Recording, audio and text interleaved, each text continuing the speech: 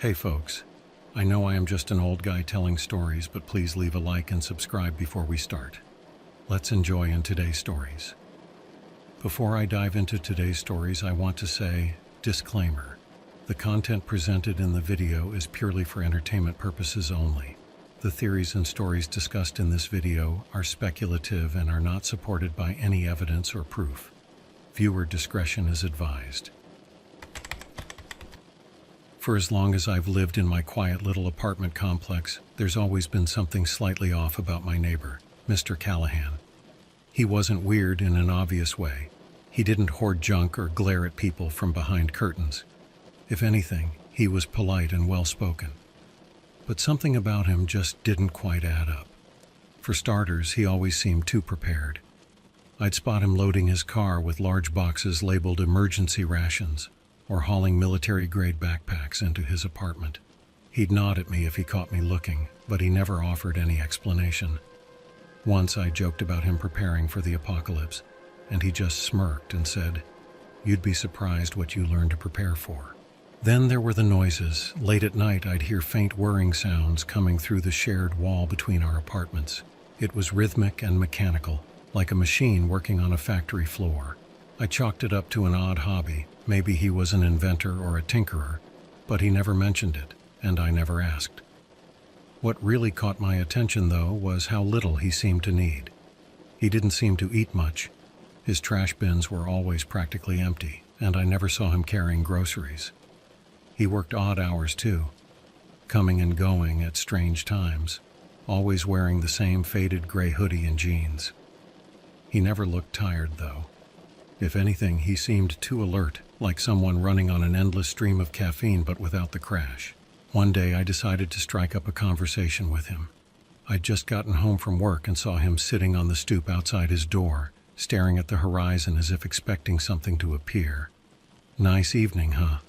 I said casually, hoping to sound neighborly. He glanced at me, and for a moment his expression was unreadable. Then he gave a small nod. "It is," he said.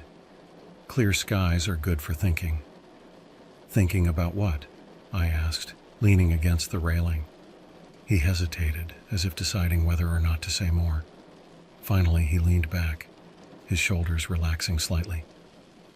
"You ever wonder how much of what we see is real?" he asked. I frowned. "What do you mean?" He looked me dead in the eye. "I mean, how much of us is real? How much of who we are is still human?" I laughed nervously. "That's pretty deep for a Tuesday night." He didn't laugh. Instead, he stood up, brushing imaginary dust off his jeans. "If I told you something," he said slowly, "would you promise not to think I'm crazy?" Sure," I said, though his tone made me uneasy.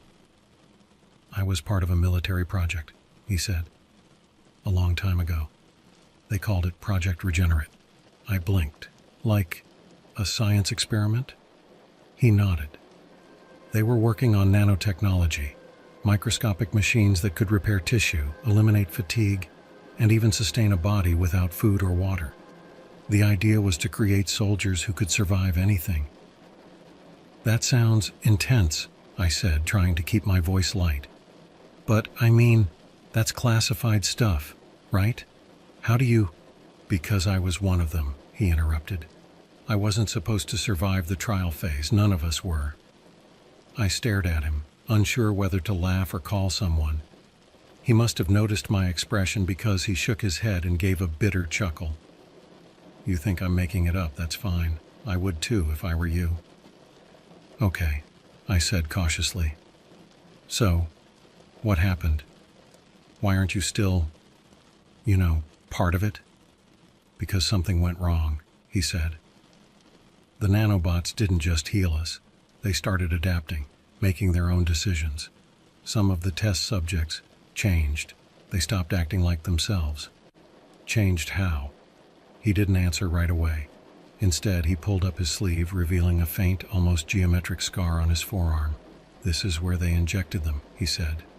At first, it was like a miracle. Cuts healed in seconds. Hunger and thirst disappeared. But then, his voice trailed off.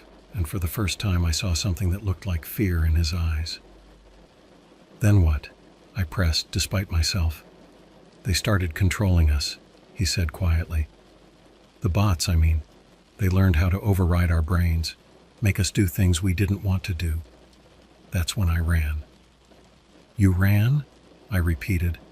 "From the military? How do you even—" "I didn't say it was easy," he said. "But I had to. I couldn't stay there and let them turn me into something else." I opened my mouth to respond, but he cut me off with a raised hand. "Don't worry," he said, his voice suddenly light again. "It's not your problem. Just stay out of my apartment if anything ever happens to me, okay?" Before I could say anything else, he turned and went inside, leaving me standing there with more questions than answers. Over the next few weeks, I tried to forget about our conversation, convincing myself that he was just a guy with an overactive imagination. But then, one day, he vanished. No note, no warning, just gone. That was when the real nightmare began.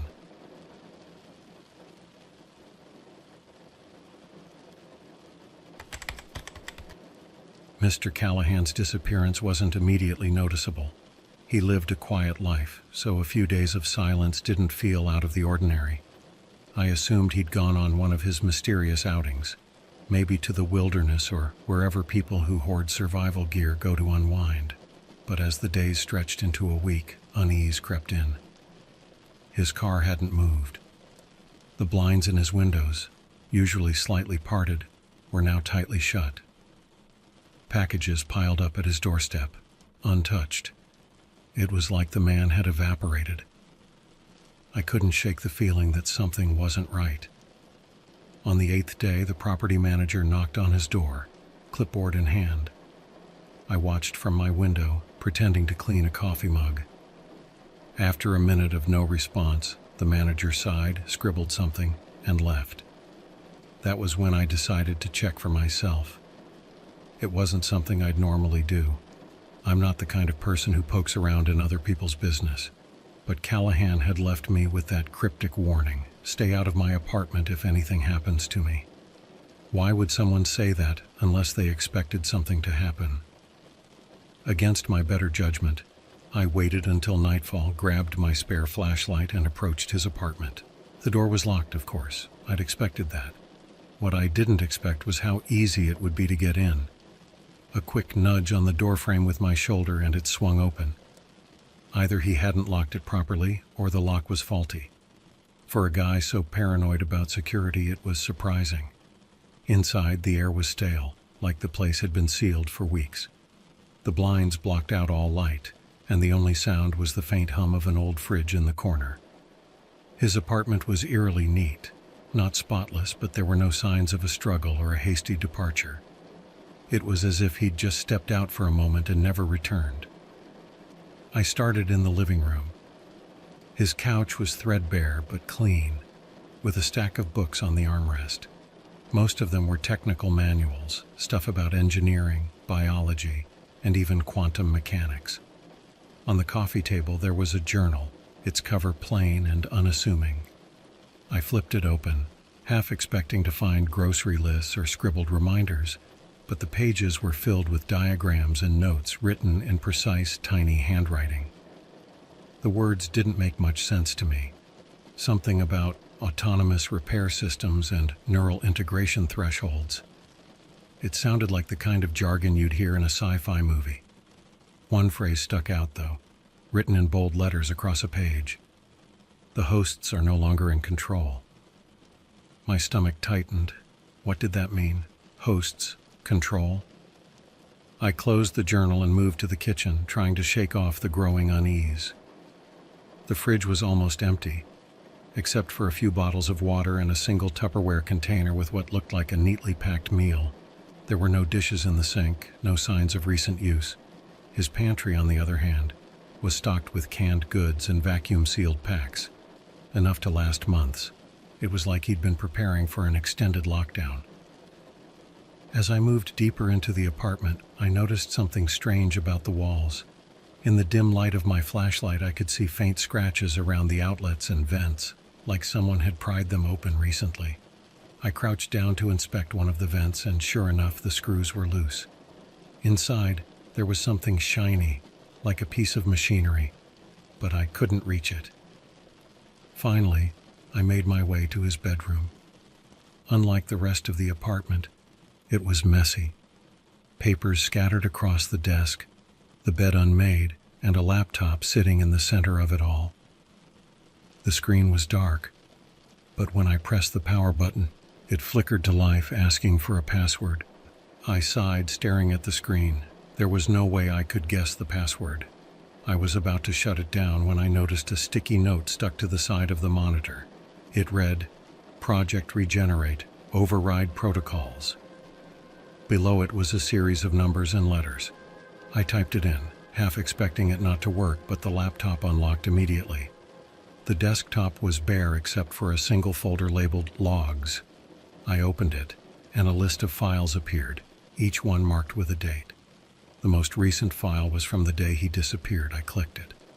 The screen filled with text, detailed logs of experiments, trials, and what looked like personal observations. Callahan's words stared back at me. "The nanobots are evolving. They're no longer following their programming.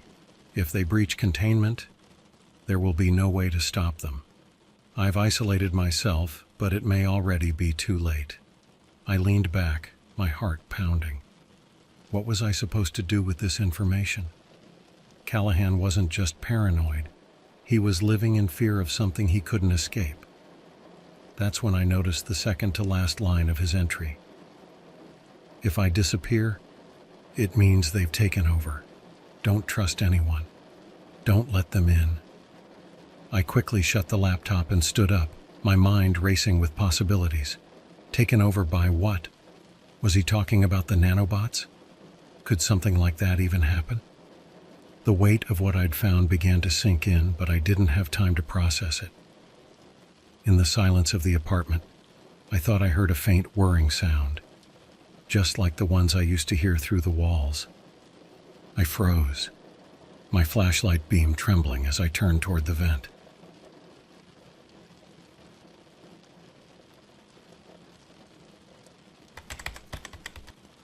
The faint whirring sound didn't stop. It came from the vent, just like before, but now it was louder, more deliberate, like something moving inside. My flashlight beam stayed fixed on the vent as I debated whether to leave or investigate further. A sane person would have walked out and called it a night, but curiosity, or maybe stubbornness, kept me rooted in place. I crouched down and leaned closer, shining the light directly into the vent. The shiny object I'd noticed earlier was still there, but now I could see it more clearly. It wasn't just a random piece of machinery. It looked like some kind of miniature drone, its surface sleek and metallic with tiny, blinking lights. It wasn't moving, but the sound was definitely coming from somewhere near it. I wanted to grab it, to take a closer look, but I had no tools to open the vent.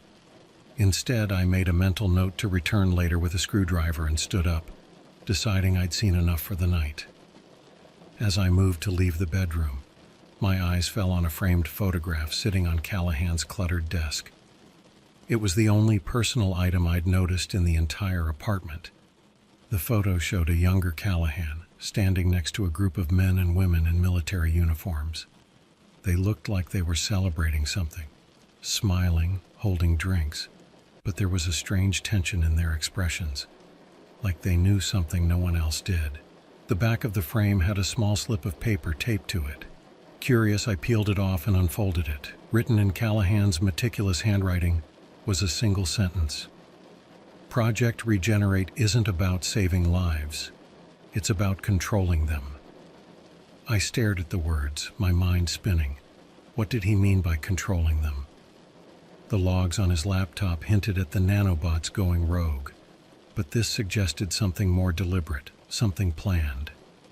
Was the project's true purpose to create obedient soldiers, people who could be controlled down to their very thoughts? I slipped the note into my pocket and decided it was time to leave. The air in the apartment felt heavier now, as if the walls themselves were holding secrets too big to contain. I turned off my flashlight and made my way back to the front door. stepping carefully to avoid making noise. As I reached for the doorknob, something caught my eye, a faint red light blinking on the corner of the ceiling. I hadn't noticed it when I first came in, but now it was impossible to miss. It looked like a tiny camera, the kind used for home security systems. I froze, my heart thudding in my chest. Had someone been watching me this whole time? But no. The apartment had been abandoned for over a week. If Callahan had set up the camera, it was likely connected to a local storage device, not a live feed. Still, the idea of being recorded made me uneasy. I quickly left the apartment, locking the door behind me as best as I could. The hallway felt unusually quiet as I made my way back to my own place. Once inside, I locked my door, closed the blinds, and sat down at my kitchen table, pulling out the slip of paper I'd taken from the photo frame. The word stared back at me, and for the first time I felt the weight of what I'd stumbled into. This wasn't just some conspiracy theory or the ramblings of a paranoid man. Callahan had been trying to warn me, or anyone who would listen, about something far bigger than himself. Over the next few days, I couldn't stop thinking about what I'd found. I spent hours researching nanotechnology and military experiments, trying to piece together the fragments of information Callahan had left behind. Most of what I found was speculative. Articles about DARPA's research, rumors of classified projects, but none of it came close to the level of detail in his logs. The whirring sound I'd heard in his apartment kept haunting me too. It wasn't just a random noise. It was deliberate, purposeful. I began to wonder if the drone-like device in the vent was more than just a piece of equipment. Was it monitoring something, or worse, was it still active? Finally, I decided to go back. This time I brought tools, a screwdriver, gloves, and a small storage box to hold anything I might find. I waited until late at night, when the building was quiet, and slipped back into Callahan's apartment. The vent was exactly as I'd left it, and within minutes I'd removed the screws and pulled it open. The shiny device was heavier than it looked, its surface smooth and cool to the touch. Tiny symbols were etched along its edges, symbols I didn't recognize. It didn't seem to have any obvious buttons or switches, but as I turned it over, a faint blue light blinked to life on its underside. I nearly dropped it in surprise. The light pulsed softly like a heartbeat, and the whirring sound started again, softer this time but still distinct. I placed the device in the storage box and quickly sealed it shut, hoping to muffle the noise. As I reattached the vent cover, something occurred to me. If this device was still active, then maybe Callahan wasn't paranoid after all. Maybe he was right to isolate himself. Maybe the nanobots, or whatever they were, had found a way to keep working even after he disappeared. But if that was true, then where was Callahan now? I left the apartment, the storage box tucked securely under my arm. Back in my own place, I set the box on my desk and stared at it, unsure of what to do next. The device inside felt like a Pandora's box, something that could either unlock answers or unleash even more questions. One thing was clear: whatever Project Regenerate had been, it wasn't over.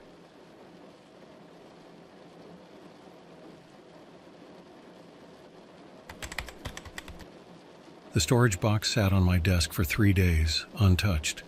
I couldn't bring myself to open it. Every time I glanced at it, I thought about the faint blue light and the rhythmic whirring sound. It wasn't fear holding me back. It was more like I didn't want to face whatever truth it might reveal. Once I opened the box and started investigating, there would be no turning back. On the 4th day, curiosity got the better of me. I cleared my desk, made sure my door was locked, and carefully unlatched the box. The device inside looked just as it had before: sleek, metallic, and impossibly futuristic. The blue light pulsed faintly, like it was alive. I spent a while examining it without touching it. There were no obvious markings except for the strange symbols etched along the edges. They looked almost mathematical, like equations or algorithms, but none of it made sense to me.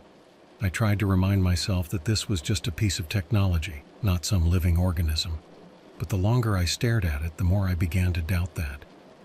Finally, I decided to take a closer look. I put on a pair of gloves. I wasn't about to take any chances, and carefully lifted the device out of the box. It was heavier than it looked, and as I turned it over in my hands, I noticed a small panel on the underside. It didn't have any screws or hinges, but when I pressed it lightly, it clicked open, revealing a cluster of tiny wires and what looked like a memory card. I pulled the card out and set it aside. The moment it was removed, the device stopped humming and the blue light blinked off. For a second, I wondered if I'd broken it, but then I realized that was probably its default state, inactive until it was powered by the card. The memory card itself was no ordinary storage device. It was smaller than any card I'd ever seen, with a faint holographic shimmer on its surface. I had no idea how to access whatever data it held, but I knew someone who might. There was a guy I went to college with, Jason, who worked in cybersecurity. We weren't exactly close, but we kept in touch occasionally. If anyone could figure out what was on this card, it was him. I called him that afternoon and told him I needed help with an old storage device I'd found. I didn't mention where it came from or what it might contain, just that I couldn't access it with any of my equipment.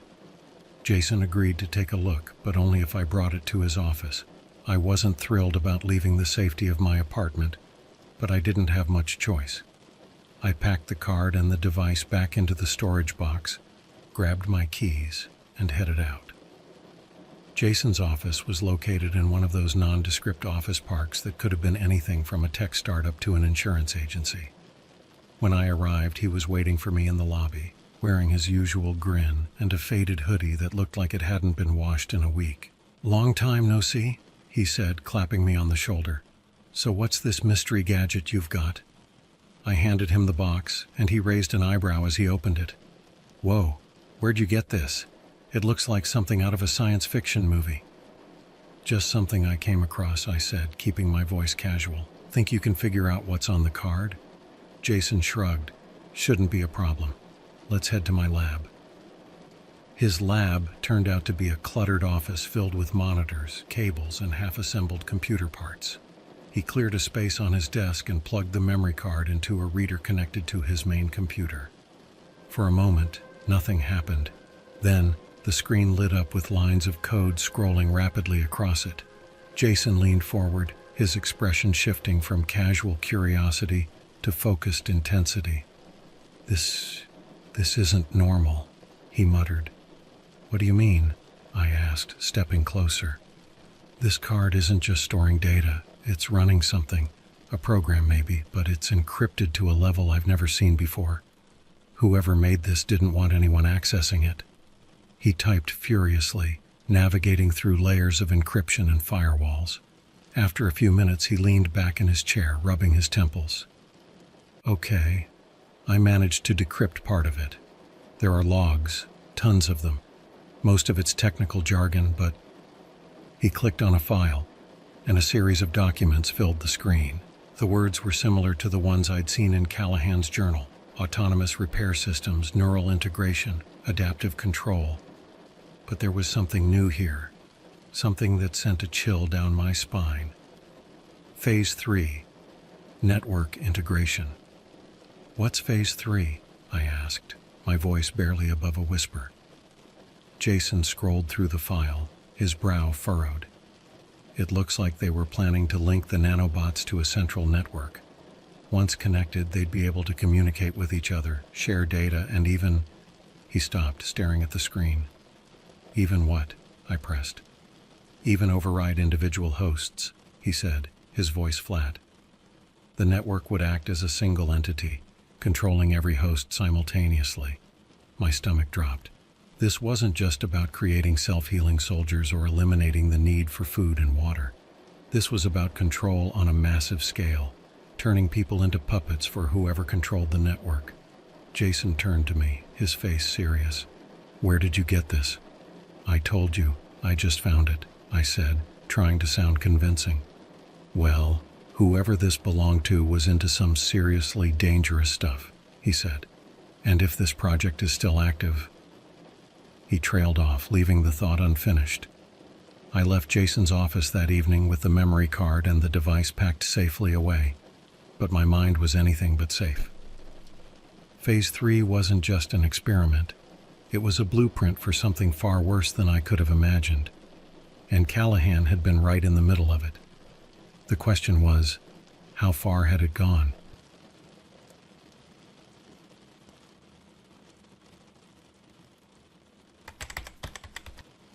After leaving Jason's office, I spent the entire drive home replaying our conversation in my head. The phrase "override individual hosts" stuck with me the most. This wasn't just about Callahan or some obscure military experiment anymore. It was something far bigger. But no matter how much I tried to wrap my head around it, I felt like I was missing a crucial piece of the puzzle. When I got home, I placed the storage box on my desk and sat down, staring at it. For the first time, I wondered if I'd gotten in over my head, but the thought of leaving everything unresolved didn't sit right with me. I had to know the truth. I decided to revisit Callahan's journal. I hadn't gone through every page the first time, and now with everything I'd learned, I hoped something might stand out. The journal was still where I'd left it on my bookshelf, its plain cover giving no hint of the secrets inside. Flipping through the pages, I noticed something I hadn't before. Certain words and phrases were underlined in red ink. At first, I thought it was random, but then I realized they formed a pattern. When I pieced them together, they created a chilling message. The network is live. It's already spreading. Spreading? I set the journal down, my pulse quickening. Could the nanobots still be active? And if so, how far had they spread? My mind raced with possibilities. Infected test subjects, unknowing civilians, maybe even Callahan himself. Suddenly it all made sense. Callahan hadn't just disappeared, he'd isolated himself to prevent the spread. The scratches around the vents in his apartment, the untouched food in his fridge, it was all part of his attempt to contain whatever was happening to him. And I had gone into his apartment, touched his things, even taken one of the devices. I glanced at the storage box on my desk. If the device inside was still active, then there was a chance it was transmitting data. Or worse, interacting with the nanobots in ways I couldn't understand. Panic welled up inside me, but I forced myself to think rationally. There had to be a way to shut it down, to stop the network from spreading any further. I pulled out my laptop and started researching ways to disrupt wireless signals, hoping to find something that could disable the device. After hours of digging, I found a potential solution: an electromagnetic pulse. It wasn't a perfect plan, and it came with risks. An EMP could damage electronics in the surrounding area, including my own, but it was the only option I had. I spent the next day assembling a makeshift EMP device using parts from an old microwave and some online tutorials. It wasn't pretty, but it would do the job. When everything was ready, I placed the storage box on the floor in the middle of my living room. I felt a pang of guilt as I looked at it, like I was betraying Callahan somehow. But I reminded myself that this was about more than just him. If the network was truly live, then shutting down this device might make all the difference. I activated the EMP, shielding my laptop and phone as best as I could. The pulse was quick, barely noticeable, but when I opened the storage box, the device inside was completely dark. The blue light was gone, and the whirring sound had stopped. For the first time in days, the apartment felt still. But even as relief washed over me, I knew this was only the beginning. The logs Jason had decrypted hinted at something far bigger than a single device. Callahan's warning, "Don't let them in," echoed in my mind. This wasn't just about technology, it was about trust, control, and the lengths people would go to in the name of power. In the weeks that followed, I tried to return to normal life, but the experience left its mark.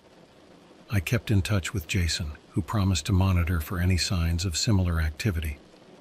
Meanwhile, I couldn't help but wonder if Callahan was still out there somewhere, fighting to contain the network, or if the nanobots had finally taken him too. I never saw him again, but every now and then, I'd catch myself looking out my window, half expecting to see his car pull into the lot. I still don't know whether he was a hero, a victim, or something in between. But one thing's for sure, his story, and the secrets of Project Regenerate, will stay with me forever.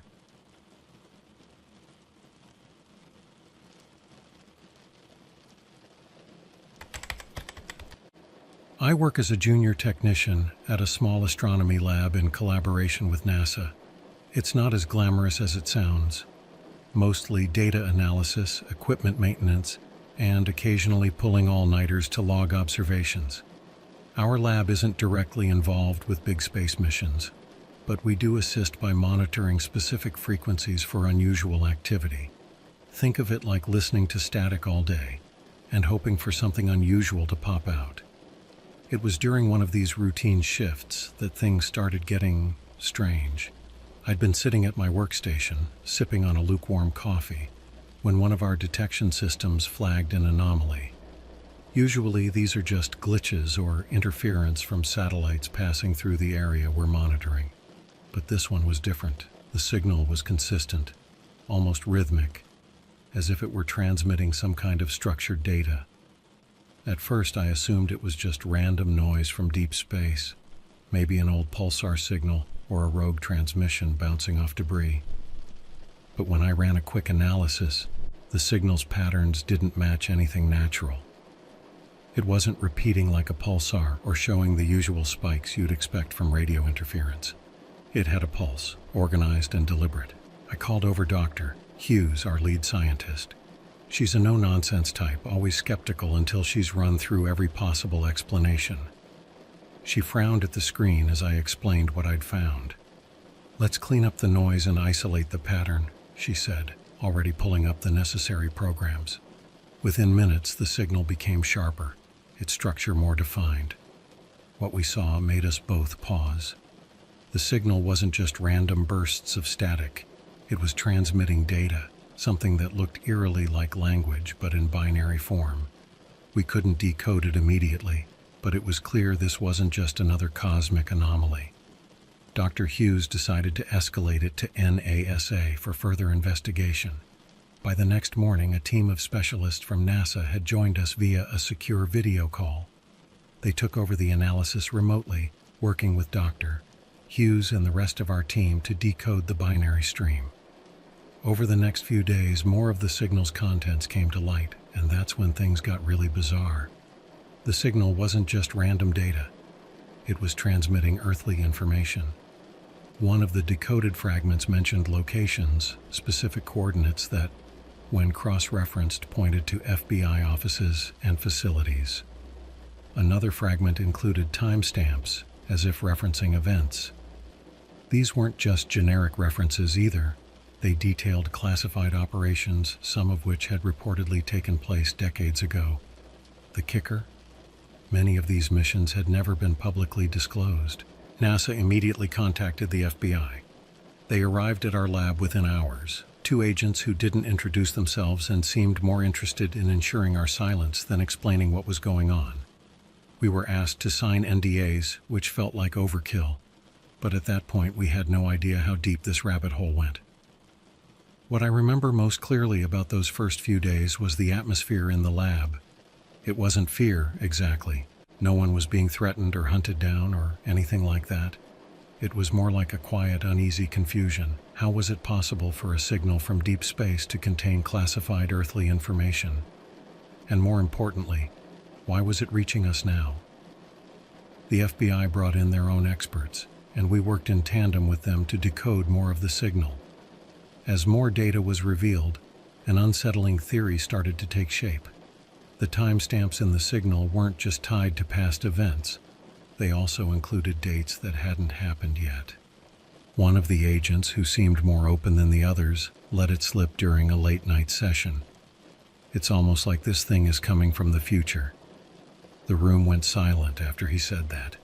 No one wanted to admit it, but the idea had already crossed all our minds. By the end of that week, we had more questions than answers. The signal hadn't stopped. It was still transmitting, like it had an infinite stream of data to share. Some of it was mundane, like weather patterns or population statistics, but other parts were deeply specific and uncomfortably accurate. even when cross-referenced with current events. The strangest part? The signal seemed to know exactly when we were decoding it. Whenever we'd isolate one section, it would adjust, almost like it was responding to our progress. Dr. Hughes called it adaptive, but I couldn't shake the feeling that it was aware. And then we found something that changed everything. A reference to a date only a week away, paired with a cryptic phrase, Event Horizon Breach. What that meant, none of us knew. But one thing was certain. Whatever was happening wasn't over. It was just beginning.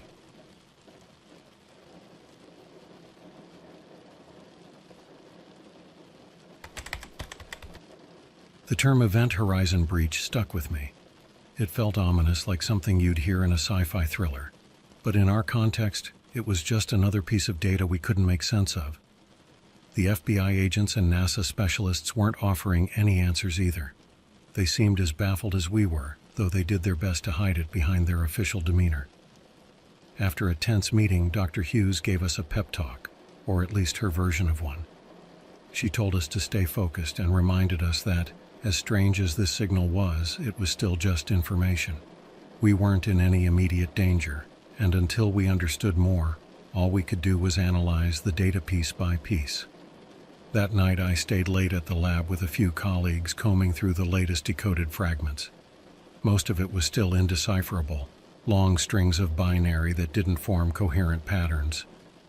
But then we stumbled on something new, an image. The signal had embedded visual data into its transmission. When we rendered it, the image wasn't what I expected. It wasn't some alien landscape or futuristic technology. It was a satellite photo of Earth. Specifically, it showed a region in the Pacific Ocean, just west of the Mariana Trench. There was nothing remarkable about the area. No islands, no shipping lanes, no undersea cables, just open water. But when we cross-referenced the coordinates with seismic activity logs, we found a curious anomaly. There had been a series of small, unreported tremors in that exact spot over the past month. They weren't strong enough to make the news or trigger alarms, but they were consistent, like something was stirring beneath the ocean floor. The next morning, NASA convened another video call. This time, the tone was different. The specialists looked tense, like they were holding something back. One of them, a senior scientist named Dr. Malik, shared the latest findings. "We believe the signal is originating from the coordinates shown in the image," he said. "We don't know how, but there's a possibility it's coming from an undersea source." "An undersea source?" someone on our team asked. "You're saying this isn't coming from deep space anymore?" "It's complicated," Dr. Malik replied. "The signal's characteristics still suggest an extraterrestrial origin, but the fact that it's pinpointing this specific location raises new questions. We're sending a reconnaissance drone to investigate." This was the first time anyone had mentioned a concrete plan of action. Until now, it felt like we were just running in circles, trying to decode an endless stream of data. But the idea of actually exploring the source of the signal made it all feel much more real and much more unsettling. Over the next few days, the lab became a hub of activity. The FBI agents coordinated with NASA to deploy a state-of-the-art underwater drone equipped with cameras, sensors, and other high-tech gear I couldn't even begin to understand. The goal was simple: find out if there was anything unusual at those coordinates.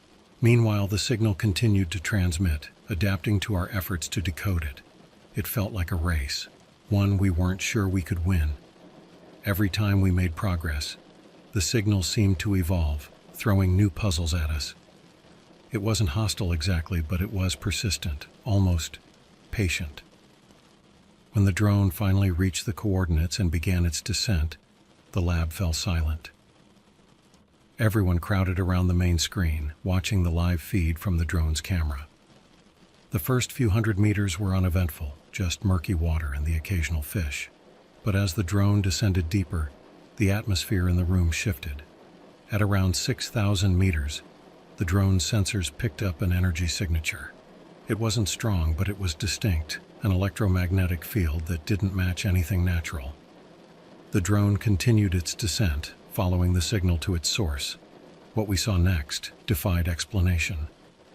The camera feed showed what looked like a structure, metallic, geometric, and completely out of place. It was partially buried in the seabed, its surface covered in what appeared to be corrosion or algae. But even through the grime, we could see intricate patterns etched into the metal, patterns that matched the binary sequences we'd been decoding from the signal. "This can't be real," someone muttered, echoing what we were all thinking. Dr. Hughes leaned in closer to the screen. "What's the scale on this thing?" she asked. The drone's sensors provided an estimate. The structure was massive, stretching over a kilometer in length. It looked ancient, yet its design was far more advanced than anything humans had ever built. NASA ordered the drone to gather samples and continue its survey. But as the drone approached the structure, something unexpected happened. The signal we'd been tracking suddenly stopped. For the first time in weeks, the static on our monitors went silent. Everyone in the lab froze. It wasn't just the absence of the signal. It was the way it ended, like someone flipping a switch. The timing was too precise to be a coincidence. It felt deliberate. Before we could process what was happening, the drone's feed began to glitch. The image on the screen distorted, breaking into static before cutting out entirely. Attempts to re-establish the connection failed. The drone was gone. The silence in the lab was deafening. No one spoke, but we all shared the same unspoken thought. Whatever this thing was, it didn't want to be found.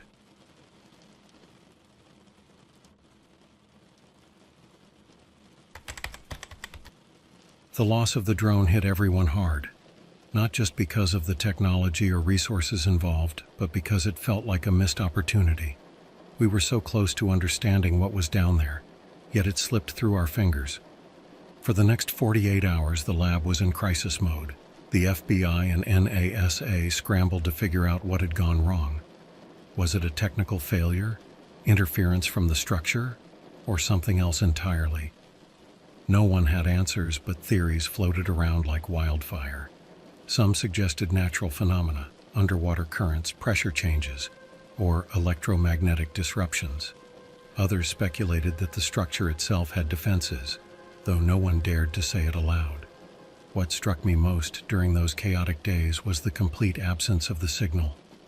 After weeks of constant activity, the silence felt oppressive. It was like the universe itself was holding its breath, waiting for something to happen. Dr. Hughes tried to keep us focused, assigning tasks and urging us to analyze what little data we had from the drone before it went offline. The video feed, though brief, provided some insights. The structure's patterns, the ones etched into its surface, matched symbols found in ancient human civilizations. The resemblance wasn't exact, but it was close enough to raise eyebrows. How could something buried at the bottom of the Pacific share similarities with carvings on stone temples halfway around the world? The connection was tenuous, but it opened up a new line of investigation. Dr. Hughes suggested we consult experts in archaeology and linguistics, hoping they could shed light on the patterns. The FBI approved the idea, but kept everything under strict confidentiality. Even the experts brought in were only given limited information, enough to do their jobs but not enough to ask too many questions. Meanwhile, NASA began preparing a second drone for deployment. This one was more advanced, with reinforced shielding and upgraded communication systems to prevent another blackout. But launching it would take time, and there was no guarantee it would fare any better than the first. During the lull, I found myself staring at the data we'd already decoded from the signal. Most of it was still a jumble of numbers and symbols, but one fragment caught my attention. It wasn't coordinates or timestamps this time. It was a phrase written in plain text: "The observer's window will open." I showed it to Dr. Hughes, who immediately flagged it for further analysis. The wording was cryptic, but it felt deliberate, like it was meant to convey something specific. Was it a warning, a clue, or just another piece of an increasingly incomprehensible puzzle? 2 days later, the second drone was ready to launch. This time, the operation was handled with even more caution. The drone was equipped with a tethered communication line to ensure we wouldn't lose the feed, and a team of engineers monitored every aspect of its descent.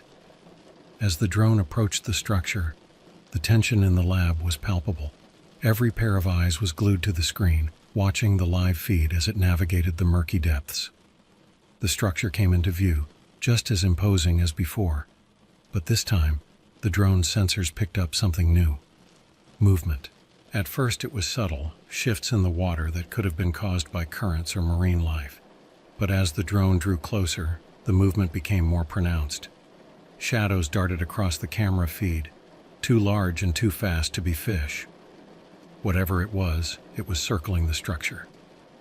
NASA decided to halt the drone's descent and keep it at a safe distance. The last thing anyone wanted was to lose another piece of equipment. Instead, they activated the drone's long-range scanners, hoping to gather data without getting too close. The scans revealed something extraordinary. Beneath the structure, buried deep in the seabed, was a massive energy source. It wasn't nuclear or geothermal. Its signature didn't match any known energy source on Earth. Whatever was powering the structure, it was beyond anything we'd ever encountered. And then, just as abruptly as before, the signal returned. It wasn't the same rhythmic transmission we'd been decoding for weeks. This time it was chaotic, almost frantic, like a message being broadcast under duress. The binary sequences came faster than we could process, overwhelming our systems. It felt like the signal was trying to tell us something, but we couldn't keep up. In the midst of the chaos, Dr. Hughes noticed something unusual. The signal wasn't just transmitting data, it was altering our equipment. The monitors flickered, and the lab systems began running programs we hadn't authorized. It was as if the signal was taking control, repurposing our technology for its own use.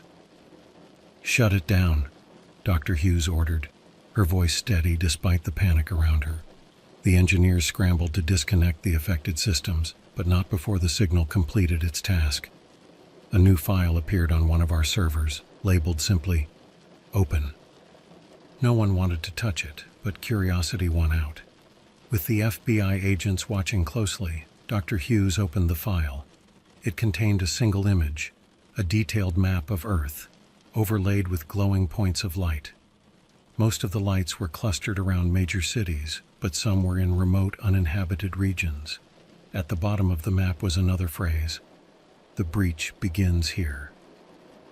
We stared at the screen, trying to make sense of what we were seeing. Was this a prediction, a warning, or something else entirely? The glowing points didn't match any known geographic or political data, and the phrase offered no additional clarity.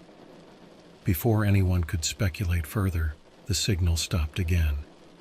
This time, it felt final, like the end of a conversation. The monitors went dark, leaving us with only the eerie silence of the lab and the cryptic message on the screen. We knew one thing for certain. Whatever was happening wasn't just about the structure in the Pacific. It was bigger, much bigger, and it wasn't over yet.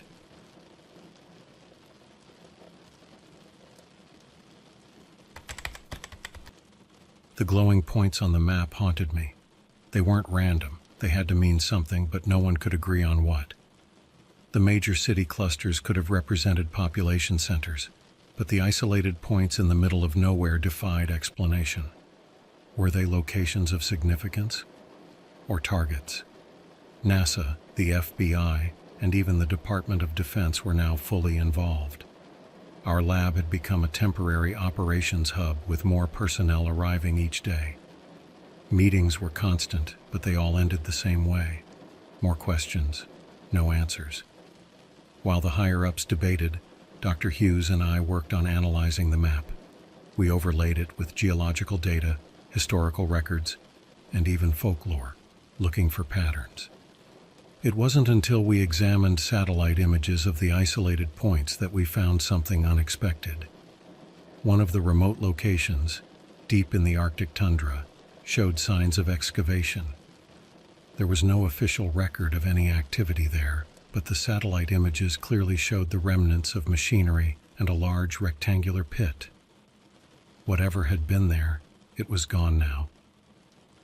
Other points on the map revealed similar anomalies: patches of disturbed earth, unusual structures, and even faint energy signatures, all in places no one had any business being. It became clear that these weren't random spots. Someone, or something, had been to these locations before. But why? 2 days later, the second drone's data finally yielded another breakthrough. One of its scans revealed a chamber beneath the metallic structure in the Pacific. The chamber contained what looked like machinery, gigantic, intricately designed, and completely alien. But most intriguing was its centerpiece, a spherical object glowing faintly with the same energy signature we'd detected earlier. The sphere appeared to be the source of the signal. It pulsed in sync with the patterns we'd been decoding, almost as if it were alive. Dr. Hughes theorized that it was some kind of transmitter, but for what purpose? Communication, warning, or something else entirely? NASA decided to send a deep-sea crewed mission to investigate. It was a risky move, but the urgency outweighed the dangers. The crew would descend in a specialized submersible, equipped with cutting-edge technology designed to withstand the extreme pressures of the deep. The preparations took several days, during which the signal remained silent. The calm before the storm, some called it. I tried not to think about what might happen once the sphere was discovered. Would it react the same way it had to the drones, or worse? When the day of the mission arrived, the lab was tense. The submersible's live feed was broadcast to our main screen, just as the drones had been. The descent was slow and methodical, with the crew narrating their progress. As they approached the structure, the glowing sphere came into view. "It's beautiful," one of the crew members said, "and it's moving." The sphere wasn't static as we'd assumed. It rotated slowly, its surface covered in shifting patterns that resembled the binary data we'd been decoding. As the submersible drew closer, the patterns began to accelerate, flashing so quickly they were almost hypnotic. "Hold position," the mission commander instructed. The submersible stopped a safe distance away, its cameras capturing every detail. One of the crew members extended a robotic arm to take a sample from the structure, but the moment the arm touched the surface, the signal returned. This time, it wasn't just binary. The signal included audio, a low humming tone that seemed to resonate through the lab speakers. It wasn't loud, but it was unsettling, like it was vibrating in the back of your mind. The crew in the submersible reported feeling it too, describing it as a kind of pressure, though they weren't in any immediate danger. The signal also included more data, but this time it wasn't earthly. The new transmission contained star charts, maps of constellations that didn't match our current sky. It was as if the signal was showing us a view from a different time or place. As the lab worked to decode the charts, the submersible crew discovered something even more shocking. The sphere wasn't just emitting energy, it was drawing it in. The ocean around the structure grew colder as the sphere absorbed heat, creating an almost unnatural stillness in the water. NASA ordered the crew to retrieve the sphere for further study. But just as they prepared to secure it, the sphere emitted a pulse. The submersible's systems flickered, and the crew reported losing control of their equipment. It wasn't an attack, exactly. It felt more like the sphere was defending itself. After a tense few moments, the sphere stabilized, and the submersible's systems came back online. The crew decided not to risk another attempt and began their ascent, leaving the sphere undisturbed. Back at the lab, the decoded star charts revealed another startling clue. The constellations matched projections of Earth's sky thousands of years into the future. If the signal was truly coming from the sphere, then it wasn't just a transmitter. It was a time capsule carrying information across centuries. But why? And what was the significance of the glowing points on the map? As we pieced together the fragments, one thing became increasingly clear. The sphere wasn't just communicating with us, it was preparing us for something. Whether that something was a warning, an invitation, or something else entirely, we didn't know. And then, for the third time, the signal went silent.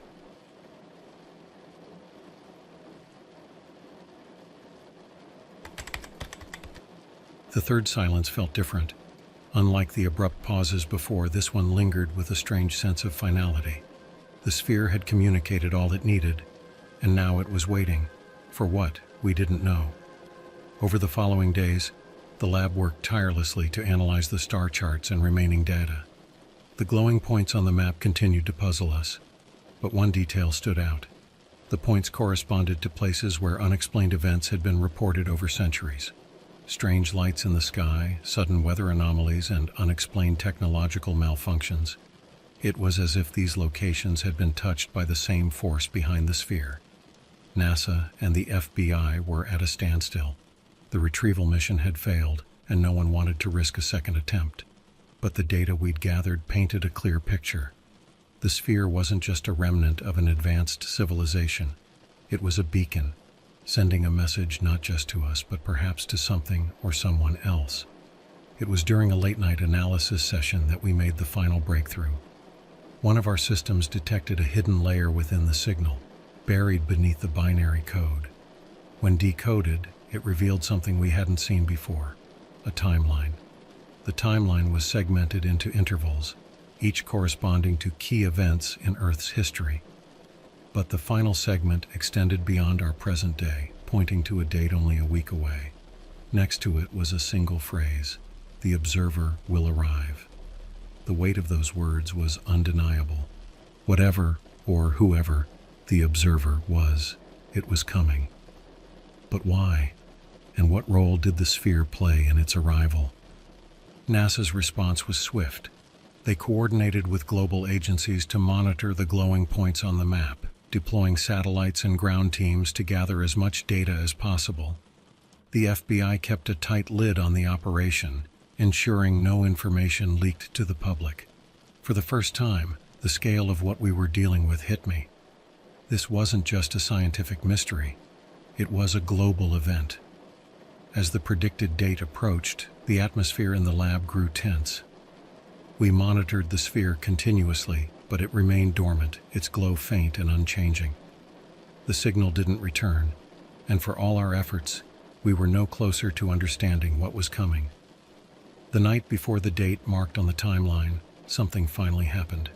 At exactly 11:47 p.m., the sphere emitted a pulse, a single, powerful burst of energy that disrupted every piece of equipment in the lab.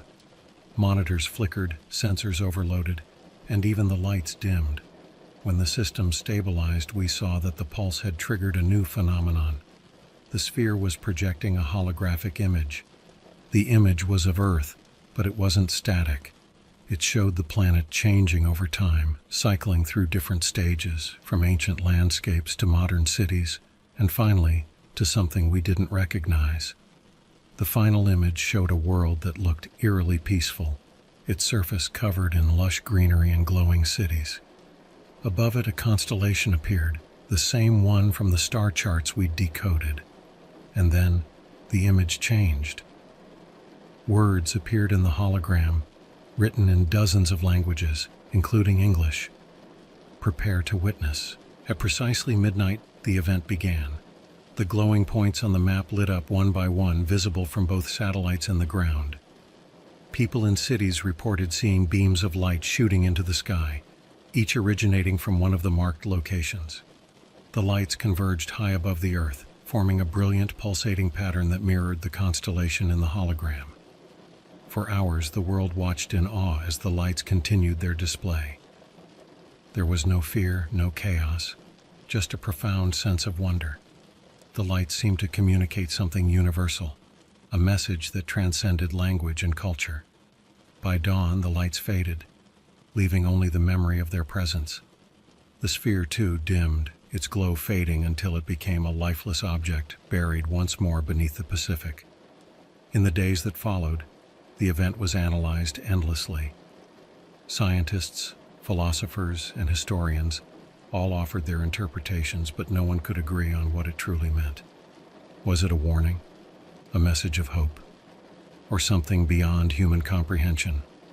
For me, the experience left a lasting impression. The signal, the sphere, the lights, they all pointed to a single truth. We are not alone, and we are part of something far greater than we can understand.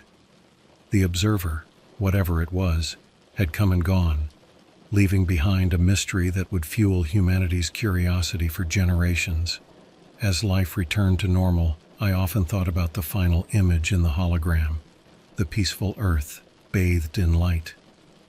Maybe the sphere's message wasn't about what was coming, but about what we could become, a future not dictated by fear or conflict, but by unity and understanding.